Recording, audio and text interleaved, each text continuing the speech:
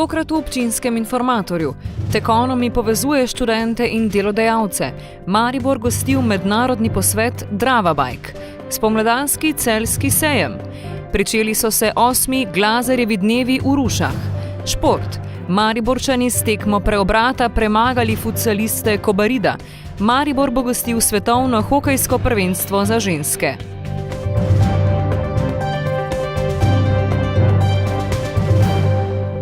Lepo pozdravljeni. Tokrat začenjamo z iskanjem zaposlitvenih možnosti za študente oziroma diplomante. Tudi letos so jim vstop na trg dela skušali olajšati z organizacijo sejma Tekonomi, ki ga tradicionalno pripravljajo na Mariborski fakulteti za elektrotehniko, računalništvo in informatiko. Kam po diplomi?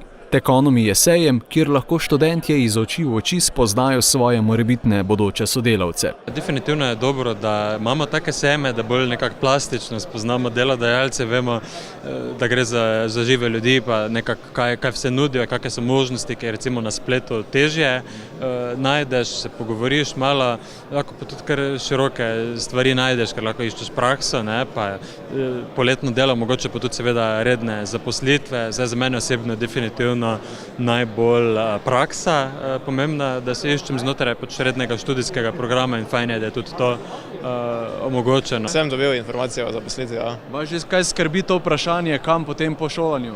Me skrbi, zato pa se že prej malo ukvarjam s tem, da ne bo problemov. Sem našel zanimive informacije, ker se moj študij izteka in bo že počasi res treba vedeti kam pa kaj, ker brez načrta v življenju je težko iti naprej. Skrbi za zaposlitev?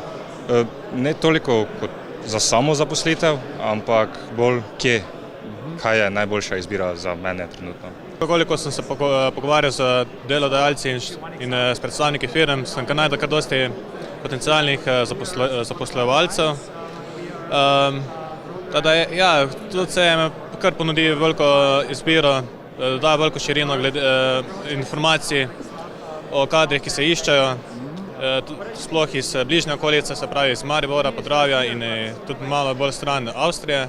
Letos, ko je Tekonomi že 6. leto zapored potekal v avli Ferija, se je tam predstavljalo 17 podjetij. Vidimo, da se da dobiti prave kadre, fantje so zelo zainteresirani, motivirani, tako da smo kar razdelili dosti gradiv in vzpostavili veliko kontaktov.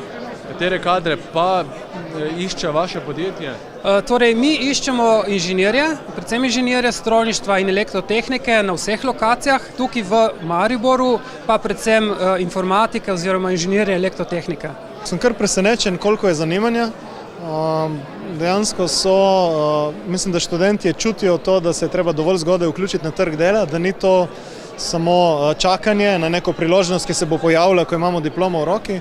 Tako da kar veliko jih izpolnjuje podatke, daje CV-je, se zanimajo, imajo zelo konkretna vprašanja in so tudi pripravljeni pridelati konec koncev ali v Ljubljano ali v Idrijo, kjer so naši glavni slovenski proizvodni centri. Študentje tehniških, naravoslovnih in ekonomskih fakultet so na Feriju 6. leto zapored ugotavljali, kje si lahko obetajo službo. Glavni namen sejma je, da se študenti spoznajo z svojimi kariernimi možnostmi, pa da delodajalci dobijo svoje zaželjene kadre. Ideja je nekako mogoče pomanjkanje te povezave akademskega dela pa dejansko industrije oziroma to delo v praksi, v bistvu stremimo k temu, da bi se čim bolj to nekako združilo. Tudi te prakse naše, ko gremo v tujino, so namenjene temu, da dobimo čim več izkušenj, tisti, ki želijo iti na prakso. V preteklih letih se je na podlagi obiska sejma Tekonomi zaposlilo okoli 30 študentov. Zeleni turizem vendarle ni več zgolj fraza, kajti Dravska kolesarska pot povezuje 18 slovenskih občin z obema sosedama, na severu z Avstrijo, na jugu s Hrvaško. O možnostih trženja ter izzivih pri zagotavljanju primerne infrastrukture so predstavniki vseh 3 držav govorili na posvetu Drava Bike v Mariboru. Potem, ko se je pričela gradnja različnih odsekov Dravske kolesarske poti v slovenskih občinah, je treba nadaljevati z vsebinami, ki bodo zagotavljale obisk in s tem prihodke lokalnim skupnostim. Seveda je pomemben ta finančni učinek in za občine in za te, ki bodo, prodajali to in ono in hotelske storitve in vse to to vse drži, ampak mi širše moramo gledati na to zadevo dejansko mnogo širše, kot je samo to. Naravi in človeku prijazna, ekološka ponudba, kamor sodi tudi kolesarstvo, verjame, da je prava pot razvoja. Ključni prvi korak pa je bilo zavedanje o nujnosti povezovanja. Spoznanje, da smo uspeli združiti 18 občin, da smo ugotovili, kar je pri nas zelo težko najti neko skupno aktivnost, ker bi 18 občin reklo ja, ampak stvar je takšna, da tu drugače ne gre, ker mi ne moremo v eni občini biti brez tega, če pot gre. Ne? Za te, tako rekoč, temelje skrbijo občine v sodelovanju z državo. Vsebine pa bodo dodajali lokalni ponudniki in delavci z področja turizma. Se morajo tudi gostinci, hotelirji in vsi tisti, ki nekako ponujajo te storitve, prilagoditi. Pomeni, da morajo imeti pripravljeno garažo za njihova kolesa, ki so resnično veliko vredna, da jim ponudimo ustrezno storitev, pomeni, kar imamo. Kulinarična ponudba v mestu in v okolici Slovenije je resnično odlična. Projekt Dravske kolesarske poti teče že skoraj 3 leta, a tako gostje iz sosednje Hrvaške kot tudi iz Avstrije so opozorili, da na hitro ne gre, da pa je treba vztrajati zaradi dolgoročnih učinkov. Prvi rezultati se kažejo že letos, torej na novo smo označili Dravsko kolesarsko pot od meje do meje, to je 450 novih tabel. Delno smo tudi že dodali nekaj novih kilometrov Dravske kolesarske poti. Letos pričakujemo cirka 50 km nove trase in če bomo s takim tempom nadaljevali, pričakujem, da nekje v 3-4 letih lahko pričakujemo čisto prenovljeno Dravsko kolesarsko pot. Če je doslej veljalo, da reke razmejujejo, bo Drava kmalu povezovala regijo in 3 države. Minuli vikend smo na Celjskem sejmu spremljali tradicionalni spomladanski četvorček, ki so mu letos dodali še 2 festivala. Zvrstili so se 41. API Slovenija, 23. Flora, 17. sejem poroka, 14. Altermet ter festival Kulinart in festival kave. Več kot 21.250 obiskovalcev, kar je še več kot lani, je lahko izbiralo med ponudbo skoraj 500 razstavljalcev. Najstarejši izmed vseh 4 sejmov je API Slovenija. Tam se je tudi letos pričelo z uradno otvoritvijo in slavnostnimi nagovori ob dnevu čebelarstva. Zbrali so se čebelarji in čebelarke iz vse Slovenije, ki so skupaj s častnimi gosti pozdravili enega največjih zgodovinskih dosežkov. Iz slovenske iniciative je nastal Svetovni dan čebel. Prepričati vse države v okviru OZN ni enostavno in to je diplomatska zmaga vseh Slovencev in tukaj se je pokazalo, da če Slovenci kot narod stopimo skupaj, da ni političnih igric, potem smo uspešni in to, da je vseh 192 držav enotno potrdil, to je dejansko zmaga in smo lahko ponosni. Druga stvar, kar pa je, da se svet zaveda, da je vsaka tretja žlica hrane odvisna od čebel in to je s tem enotnim, bilo tudi narejeno. Trajalo je 17 let od takrat, ko je gospod Zdešar prišel s to idejo. Jaz sem zelo vesel, da nam je to uspelo in če postavljamo čebele v središče pozornosti, s tem postavljamo tudi človeka in vso naravo. Čebele ne živijo same, mi pa vemo, da brez njih ne moremo preživeti in ta slovenska zmaga pomeni velik prispevek k okoljski zavesti. Projekt so podprli tako rekoč vsi najvišji predstavniki držav. Svetovni dan čebel pa bomo prvič praznovali 20. maja letos. Uradna obeležitev je v resnici šele prvi korak. Naslednji, nujni, bi moral biti zaščita čebel. Vsaka tretja žlica hrane na svetu je odvisna od čebel in čebele danes brez čebelarjev pomoči ne morejo preživeti, zato je treba razglasiti čebele za ogrožene, pomagati čebelarjem, po drugi strani pa ustvariti boljše pogoje. Treba je saditi medovite rastline, treba je zmanjšati intenzivno kmetijstvo. Zelo lepo je govoriti o zmanjšanju klimatskih sprememb, ampak to ni tako enostavno, zato je treba zmanjšati uporabo pesticidov, spodbujati ekološko kmetijstvo, kolobarjenje. Ukrepov in projektov je še mnogo. Za čebelarje se realizacija načrtov začenja pri izbiri primerne opreme. Sezona se začenja, jaz upam, da bo uspešnejša kot zadnji 2 leti.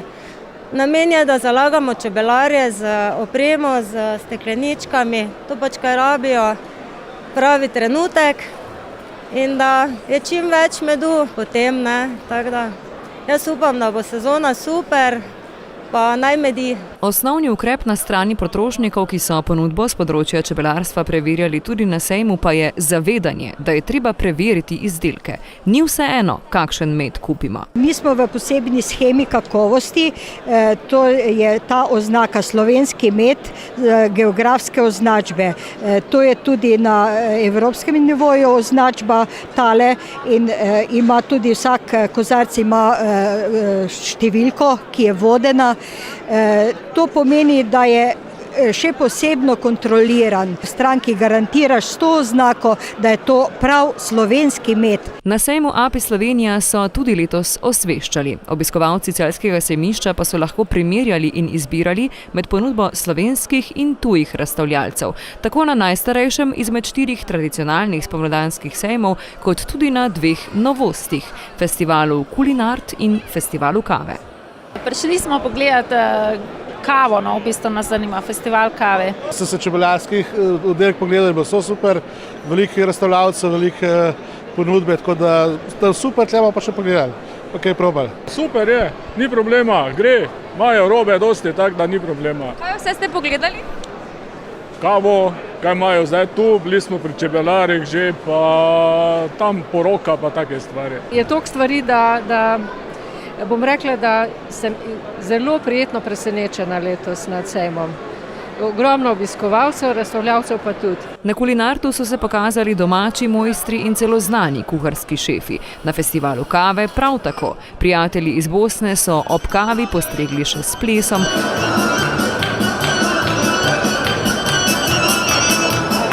Nas pa je zanimalo, ali se Slovenci res zavedamo širine možnosti mnogih vrst kave ali izbiramo klasiko. Mislim, da se zavedamo, žal pa pri nas več ali manj prakticiramo podaljšano z mlekom.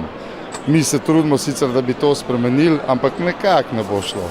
Pač slovenski povprečni pivec kave pije podaljšano kavo z mlekom. Zakaj pa bi bilo treba pravzaprav piti črno oziroma espresso? Zato, ker je v bistvu okuse, ki ti jih ta espresso nudi, so najboljši pri navadni kavi brez dodatkov. Brez dodatkov pa zagotovo ne gre pri načrtovanju poroke. Celjski sejem je še ena od priložnosti, kjer bodoči ženini in neveste lahko na enem mestu izberejo vse ali karkoli, kar sodi k edinstvenemu dnevu. Spomladjo se pričenjajo tudi opravila na vrtu, za kar so poskrbeli na sejmu Flora. 4. od tradicionalnega spomladanskega četvorčka pa je sejem Altermed, kjer se vsako leto združijo najrazličnejši ponudniki oblik pomoči sočloveku. Mi se vsaki stranki posebej posvetimo, predebatiramo, kakšne so težave, kakšne so pričakovanja. Ljudje so vedno bolj osveščeni, kar je v bistvu zelo dobra zadeva, ker je konoplja ful predolgo bila zatirana. Danes se ljudje imajo na voljo internet, se sami izobražujejo, tudi v bistvu taka podjetja, kot smo mi, dosti delamo na tem, razbijamo tabuje, tudi ljudem razlagamo, da ni vsaka konoplja ista konoplja in da tudi vsak CBD ni dober CBD. Preko Altermed pridem pa poskušam učiti ljudi. Tibetansko izgleda, pride zelo lepo, prijetno izvok in isto čas pride vibracija. Vibracija pomagajo ta ljudi, ki res ni zemljito, skozi okoli grejo možgani. Njih pripeljajo točke noter sebe in izvok je isto čas umirijo. Dokler mi ne znamo umiriti, ne znamo reševati težava. V vsej svoji pestrosti je spomladanski celjski sejem tudi letos uspel s tradicionalno ponudbo in razširitvijo z novostmi. Tale vikend je v bistvu na Celjskem sejmišču izredno bogat, saj v bistvu se istočasno odvija 6 sejmov. Če smo bolj natančni, 4 sejmi in 2 festivala.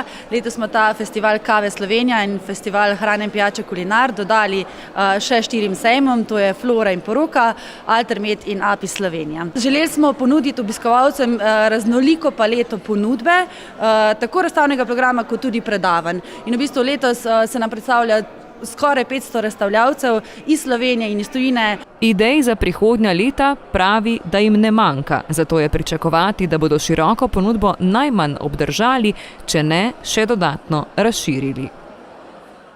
8. leto zapored v Rušah prirejajo Glazerjeve dneve v poklon delu in življenju znanega pohorskega pesnika Janka Glazerja. Letos se Glazerjevi dnevi potekajo v luči 125. obletnice njegovega rojstva. Pričeli pa so jih s koncertom Roll Over Glazer.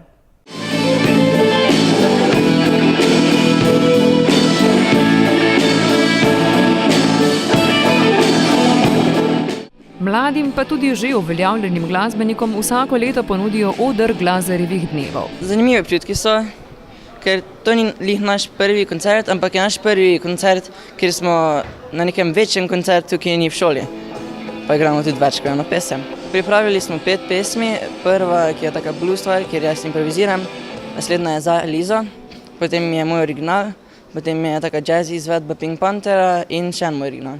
Člani zasedbe Stand-by, sicer učenci osnovne šole Janka Glazerja Ruše, so se preizkusili kot predskupina, osrednji gostje pa so bili Mariborčani Joe and the Rhythm Boys. Očitno je bila to prava izbira, da so pritegnili obiskovalce. Stand-by so prijatelji in smo nas prišli podpirati. Ker v njej nastopajo otroci mojih znancev. Moja nečakinja spila not bobne. Glazerjevi dnevi so se tako pričeli s spodbudo domačim umetnikom, kar je osrednja nit festivala. Janko Glazer kot neka osrednja kulturna ikona Ruš je tudi neka tisti osrednja tema našega festivala, ki ga vsako leto prirejamo. Seveda v produkciji z lokalnimi društvi in pa seveda vsemi, ki sodelujejo. Danes prvi večer kot otvoritev seveda z kursom, skupaj že tradicionalni Roll Over Glazer, malo v rock and roll stilu. Kot sam članski klub delujemo zato, da se nekaj dogaja v Rušah, v Selnici, v Lorencu, to, kar v bistvu tudi mi pokrivamo in s tem želimo približati, da bi se neko dogajanje nazaj vrnilo v te kraje, da ne bi vsi vedno odhajali ven. Recimo Janko Glazer pa je že tudi iz Ruš in je tudi dosti prispeval kulturi in zaradi tega je tudi se mi zdi pomembno, da recimo v sklopu tako kot so te Glazerjevi dnevi, pomagamo in sodelujemo. Pester kulturni program Glazerjevih dnevov pa se bo nadaljeval skozi ves teden. V sredo bo tu v kulturnem domu cel kup prireditev, od tega, da bo podelitve Glazerjevih nagrad imela gimnazija in kemijska šola. Kasneje imamo Malega princa, musical, ki tekmuje na Linhartovih srečanjih. V petek imamo pa Svečano akademijo, to je pa mogoče najbolj izpostavljena stvar z svečanim gostom Borisom Novakom, pesnikom, ki je dobil letos Prešernovo nagrado. Poseben poudarek bodo namenili tudi recitacijam Glazerjevih del in Glazerja v prevodu. Zanimivo bo slišati, kako Turki prevedejo Glazerja, kako Bolgari, Makedonci, Beograjčani. Tako da jaz mislim, da bo en zelo zanimiv večer. Še posebej, ker bo tudi Matjaž Javšnik recitiral preko videa Janka Glazerja. V soboto, 24. marca ob 11. pa se bodo Glazerjevi dnevi zaključili z Združenimi državami poezije.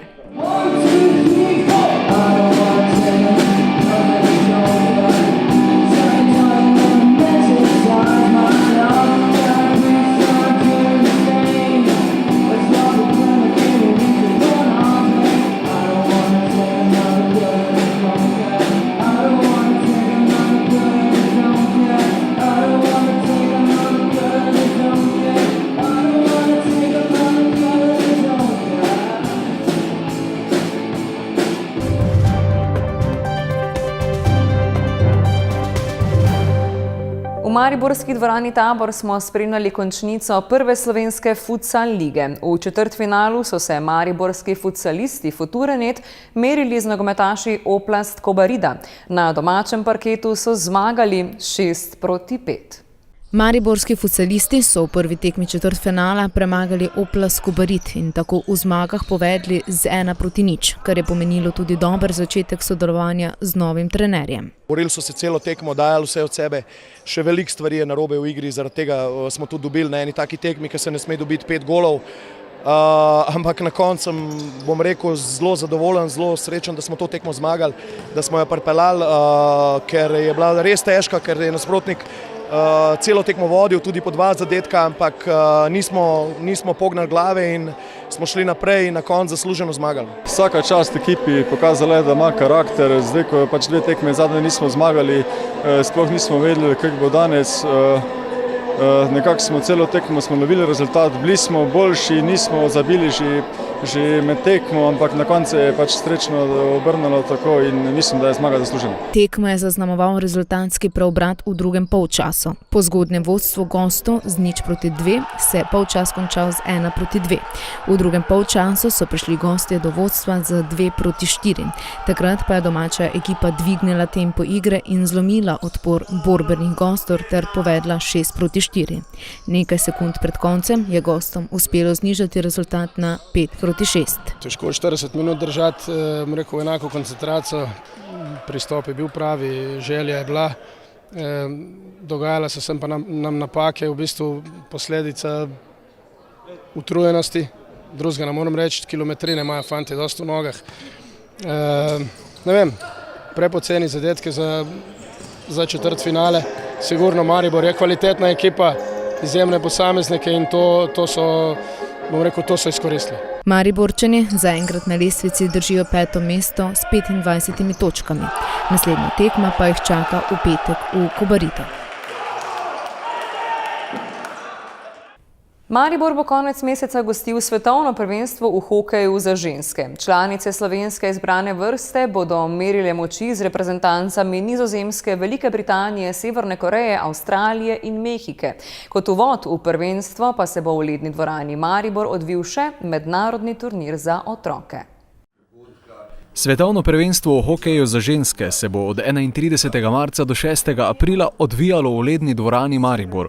Skupno bodo reprezentance 6 držav odigrale 15 tekem. Igra se v bistvu prva 2 dneva, 31. in 1. april, potem je en dan premora, spet 2 dneva, en dan premora in potem zadnji dan, 6. aprila. Vsaki dan so 3 tekme. Pravi poudarek, da je stop prost, torej želimo, da bi prišlo čim več ljudi in v bistvu ponuditi neko razvedrilo, pogledati hokej, ob tem uživati. In spodbujati domače risinje, ki bodo prvo tekmo odigrale že na otvoritveni dan prvenstva, 31. marca ob 20. Z umestitvijo svetovnega prvenstva v Maribor je jasno, da se mesto vpisuje tudi na mednarodni hokejski zemljevid. Namen tega prvenstva je, da se čim več dogaja v hokeju v Sloveniji. Seveda naš namen je v Mariboru, kjer hokejski drsalni klub Maribor tekmuje v prvenstvu Slovenije v vseh kategorijah in seveda si želimo tudi hokejski Maribor, da se zadeva popularizira in da je čim več zanimanja in promocije za hokej. Tudi zato so kot uvod v svetovno prvenstvo pripravili Maribor Cup, mednarodni hokejski turnir za otroke do 10. leta starosti. Sodelovalo bo 24 ekip. Seveda je za nas idealno, če se lahko turniri doma odigrajo, saj to zmanjša stroške za starše, potovanj. Naši turniri so poznani, tuje ekipe rade prihajajo, predvsem zaradi tega, ker smo znani potem, da je vedno organizacija dobra, da je v Mariboru seveda fajn, kar je tudi dostikrat pri mlajših selekcijah pomembno. Te otroke spremljajo starši, ponavadi to so spremljevalci, ki so tudi pomembni z vidika prenočitev, tudi za mesto. Maribor Cup bo 24. in 25. marca združeval mlade hokejiste Avstrije, Češke, Hrvaške, Madžarske, Srbije in Slovenije.